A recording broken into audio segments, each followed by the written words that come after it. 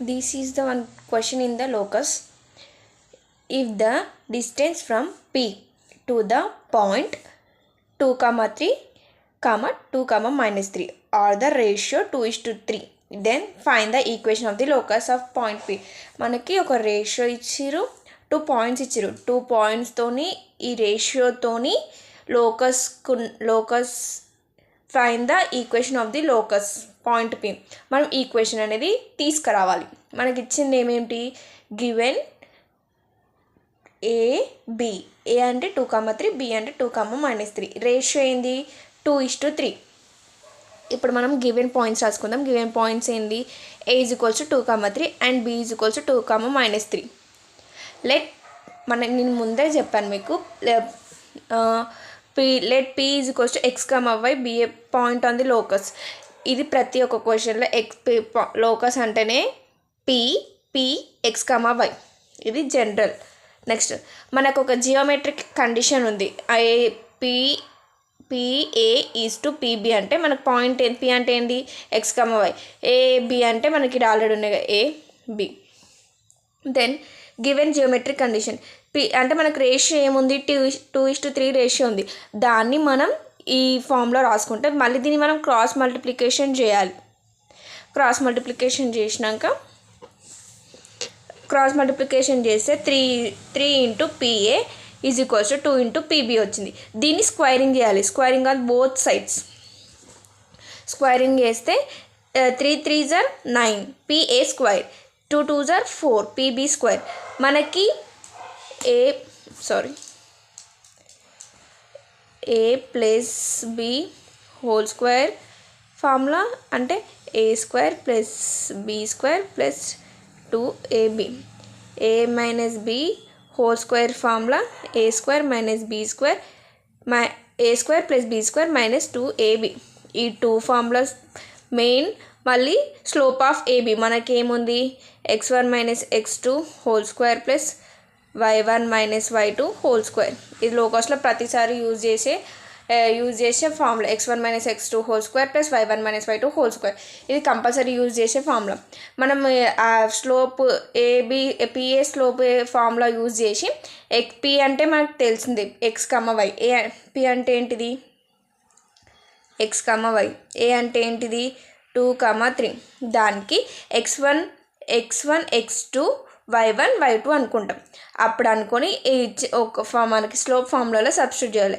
x1 అంటే x2 అంటే 2, x minus 2 whole square, y1 అంటే y2 అంటే 3 y2. ఇది సేమ్ యాజ్ ఇట్ ఈస్గా పీబీ స్క్వేర్ కూడా సేమ్ అలాగే రాసుకోవాలి. నెక్స్ట్ మనకి ఇప్పుడు చెప్పినా కదా A plus B whole square A minus B whole square, ఈ ఫార్ములాలో వీటిని సబ్స్టిట్యూట్ చేయాలి. అప్పుడు ఏమొస్తుంది ఎక్స్ స్క్వేర్ ప్లస్ 4, ఎక్స్ అంటే A square plus B A plus B whole square ఫార్ములాలో సబ్స్టిట్యూట్ చేస్తే మనకి ఈ ఈక్వేషన్ వస్తుంది X square plus 4 minus 4x plus Y square plus 9 minus 6y.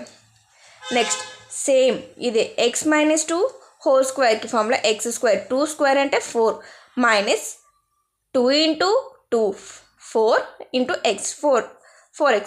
Same ఇది కూడా అంతే why square plus 9 plus 6y.